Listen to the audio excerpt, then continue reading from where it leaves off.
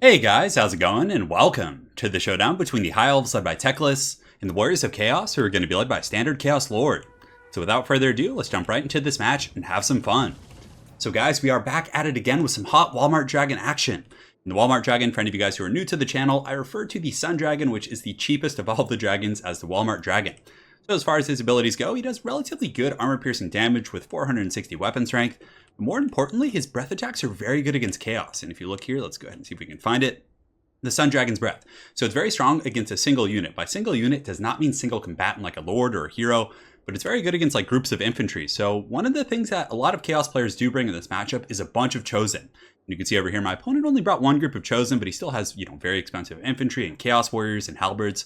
So the breath should be very good against those elite Chosen, and if you can get like a square breath on them while they're not moving, it can chunk down almost half of their HP, which against Chosen is very tough to do. So definitely some good stuff coming out of the good Walmart Dragon here. Top of that, one group of Dragon Princes just for battlefield control. If he comes in with like Chaos Knights or anything else like that, I just want to have something to intercept them, because I'm going to be having the Sisters of Averlorn and the Everqueen's Court Guards do most of my heavy lifting. So you can see here, these guys have 32 missile damage, with a lot of that being armor piercing. Let's actually go ahead and check the ratios. Looks like 16 of that is AP damage. And over here we do have the Sisters of Averlorn. So these guys are pretty good against Chaos if you can protect them. They can take out Chosen, they can take out Shaggoths. Of course, Kolek does have 100 armor, so you need some AP to kill him now, unlike in Total War Warhammer 1. So these guys are going to be doing most of the work here in conjunction with the Walmart Dragon over here. And a bunch of spearmen. Aside from that, I really don't have any, white lines, no swordmasters, nothing. It's just going to be these archers as well as the dragon princes and these guys up here. In the middle, we do have these signs of Mithlon, which, if you're going with like a spearman strategy where you just want to hold, I honestly think these guys are a must. And honestly, in most High front lines, I think you have to bring them. They have the aura protection, so everyone who's in their aura is going to be getting a 12% damage resist. Definitely very solid stuff. As far as my leadership goes, I do have TECLIS, or Benedict Cumberbatch as we call him, with Nets of Amnichok, Enfeebling Foe, as well as Regrowth, and he's going to be joined by 2 Nobles. So I rarely take TECLIS to the battlefield without bringing 2 Nobles. They're just so good, especially against Chaos. They have really good AP, they have anti-large against Shaggoths and Chaos Knights, and can really zip around the battlefield with, pretty decent speed at 78. That's pretty much it for my army. Let's go ahead and look at my opponent. He has a relatively wide force, so 2 groups of Chaos Poison Warhounds here, 2 on the other side as well, so probably expecting some archers or missile play or Illyrian Reavers, things that he really wants to pressure with these hounds. And it looks like over here on the far side, he does actually have the Swords of Chaos. So the Swords of Chaos are by far one of the coolest looking units in the game. They're basically the ROR of Chaos Knights. And they have really good stats, 44, 58, 50 weapon strength, really solid AP, bonus versus infantry. They also have this Apocalyptic Charge, which makes them move faster and charge better. And more importantly, they have Guardian. So with like a Chaos Sword or Kolek, they make a very, very good supplement to your army. On top of that, let's see what he's got for his main force. So it looks like a bunch of Chaos Warriors in the front line. So Chaos Warriors are going to fare better against missile builds, the sword or the axe and shield variant, because they have silver shields and they trade very well with spearmen. So that's definitely going to be good for him in the front line. And the secondary line, he does have AP. So just in case I decided to go with like Swordmasters or White Lions or, the Pyrmane Company, he does have some heavy AP in the secondary line. A Deathcaster with Fate Abuna and Spirit Leech, Halberds in the back, and that's pretty much it. So without further ado, guys, get this show on the road. So you can see the Walmart Dragon Breath coming in, and it kind of missed, but it still does some pretty good damage. Doesn't kill any models, but you can see how I tried to time it so that they would like be marching right next to the dragon as I got the breath attack off, and it would have done a bunch of damage, but it was a bit of a whiff, but still, not terrible. It did it a little bit. In the meantime, though, my Everqueen's Court Guard as well as the Sisters of Averlorn are just going to be positioning as the Chaos forces do advance, and I started to see what was coming now. So I saw the Swords of Chaos, I saw the Hounds, I saw everything, so at this point, I stopped being aggressive with the Dragon Princes. I thought about trying to do some like free charges, but with all of these mobile units and Poison Hounds, it probably wasn't worth it. In the meantime, though, TECLIS is going to be leading a Gandalf-esque charge into these Chaos Warriors, so I was like, yeah, I can probably get a free, a couple free kills here. And of course, these Nobles do have really good armor-piercing damage. So I get in there, and I think we actually take out like 5 or 6 models, give or take. So yeah, only 2 models right now, but on the retreat, it looks like they do pick off a couple models, and they're down to 69. That's what she said. Definitely not bad stuff, and it looks like my last Noble is going to escape relatively unharmed here. In the meantime, the Everqueen's Court Guard's just kind of scouting my opponent's army out. I took off fire at will, so not to waste any ammunition against Chaos Warriors, because every shot counts in a matchup like this. So I'm going to start shooting into the Chosen here, so you can see the volleys from the Sisters and the Everqueen's Court Guard. It just looks like some crazy rainbow magic. And my apologies if Wookiee is making, he's actually sitting next to me making some gurgling sounds, but here comes the volley. So you can see the Chosen just taking a huge volley of basically anti-chaos arrows.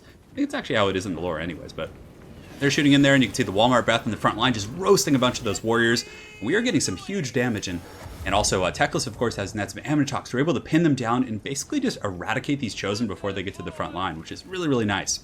The one downside being is that my opponent has so many Hounds, I don't really have all of the resources to deal with them. So I pull the Spears to kind of screen here. I get TECLIS and the Nobles coming in to intercept the Hounds. And then I have to use the Dragon Princes to take on the Swords of Chaos. So here we go. We have a pretty cool looking charge coming in from the Swords of Chaos.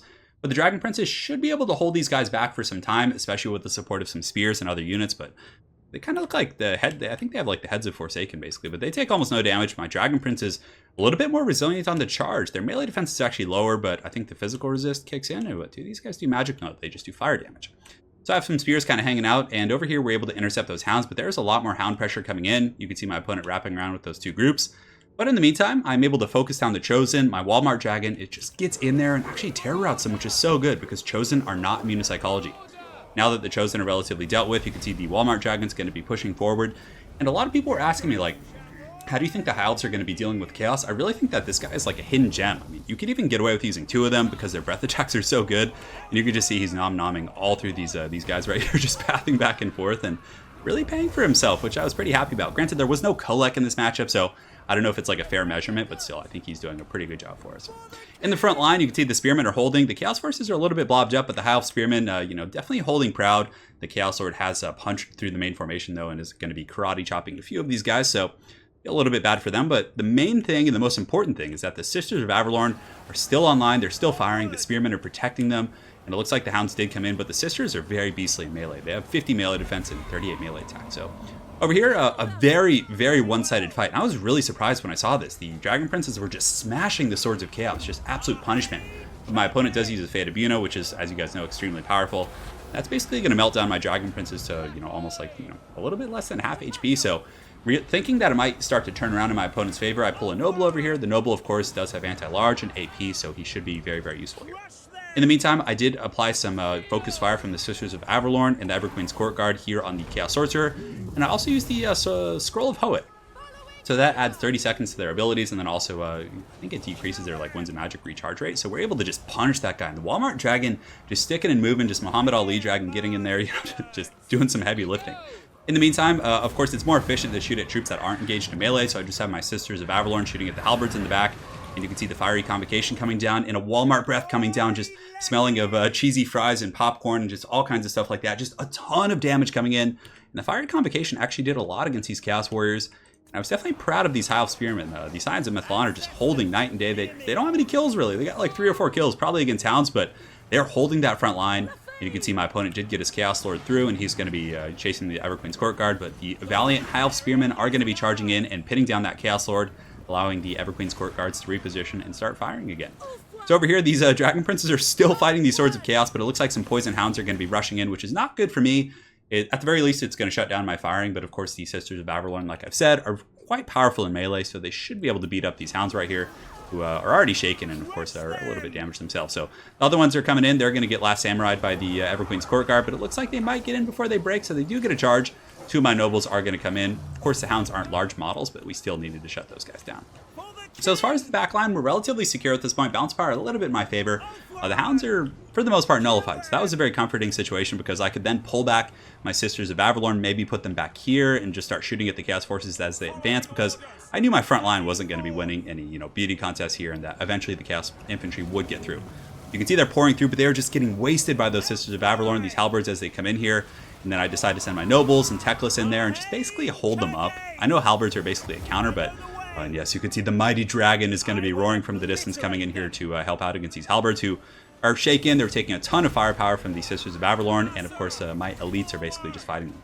So the Spearmen in the middle are buckling. The Scions of Mithlon are holding valiantly, up to 13 kills, which is pretty good against like Chaos Warriors, considering how pitiful their offensive combat stats are. But they've done their job, but the Chaos Forces are going to pour through now. But now that their leadership is a little bit beat up, they've lost their Deathcaster. I'm not sure where the Chaos Lord is. Yeah, it looks like he is on foot, so he doesn't have the best mass, but I think on foot he has a silver shield instead of a bronze shield when he's on like a mount and stuff. So I think that's the reason my opponent did it, just to make sure he couldn't get sniped out by Sisters and stuff like that. So the Chaos Warriors are pouring through right now. You can see they're going to be taking some of this firepower, and they might be able to catch the Sisters, although I think my Elves are a little bit faster than these Chaos Warriors, but you can see their giant silver shields actually doing some pretty good work, and it looks like, yeah, absorbing some of that focus fire. So the Chaos Warriors have 45 models right here, and the Sisters of Avalorn are going to continue firing, and you know, the Everqueen's Court Guards were pretty much out of ammunition, so they're going to take this charge. Unfortunately, I didn't countercharge there, but I just decided, I'm like, you know what? I feel like my stats are better in melee. We got 45, 63, 32, 36, 44, 36. Of course, the armor being in the favor of my opponent, but I figured that 57 of these guys could beat up these very tattered Chaos Warriors, and you could see the Sisters of Avalorn actually putting up a really good fight here. On the other side, just using the Walmart Dragon, who has taken a beating from those halberds, in unison with TECLIS and the double nobles, to just pick off the remnants of the Chaos Forces, and the Sisters of Avalorn continuing to fight. But my opponent very aggressive with his hounds here, and my Dragon Princes, I was trying to catch the hounds, but I couldn't quite get him. But regardless, we're just going to be charging in here in just a moment. And the nobles, very, very good, sticking and moving, doing their job. And yeah, more Chaos Warriors still pouring through, though. You can see 69, that's what she said. They're going to be jumping onto the Everqueen's Court Guard, but they should be able to fend them off. And these guys have 92 kills, and I've seen a lot of replays where, you know, the Sisters and, you know, the Everqueen's Court Guards get like no kills, but man, they perform really well based on the composition my opponent brought, which was relatively wide. But the Spearmen did a great job holding. And over here, you can see this poor Chaos Lord is just like stuck here fighting. He's just like, oh, get me away from these damn Spearmen. They just won't die. But he's trying his best here to take them out. But I think losing that Deathcaster early was a really rough one for my opponent. Now you can see the Fiery Convocation is just going to be roasting through those Chaos Warriors as the Sisters of Avalorn are going to be marching over the charred ruins of this battlefield and probably are going to be pushing back these Chaos Warriors. Walmart Dragon's up to 89 kills. Definitely pretty proud of that guy. And that's pretty much going to be all she wrote for the Warriors of Chaos, as the Dragon's going to swoop in, attack the Chaos Sword, and he is going to shatter due to army losses. So very well played to my opponent. It was a wild one. And I was a little bit concerned. I was like, oh, the Swords of Chaos are probably going to beat my Dragon Princes, especially with Fate of Buna support. But man, they just got punished by those Dragon Princes.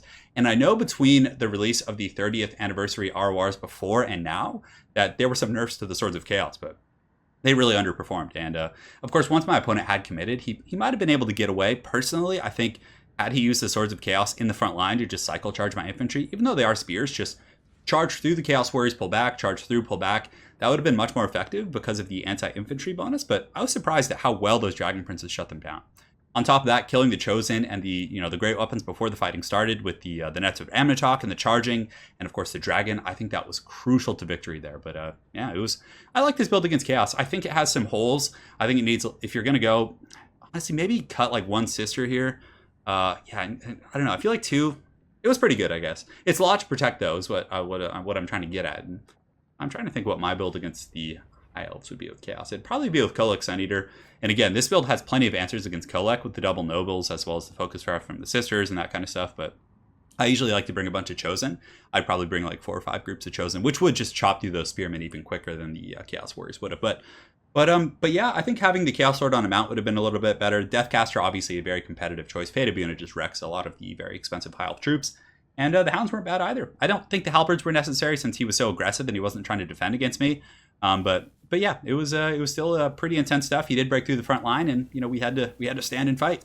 So very well played to my opponent, Death Metal 2000. Definitely a very fitting Chaos name. Hopefully you guys enjoyed that battle, and we will see you guys next time.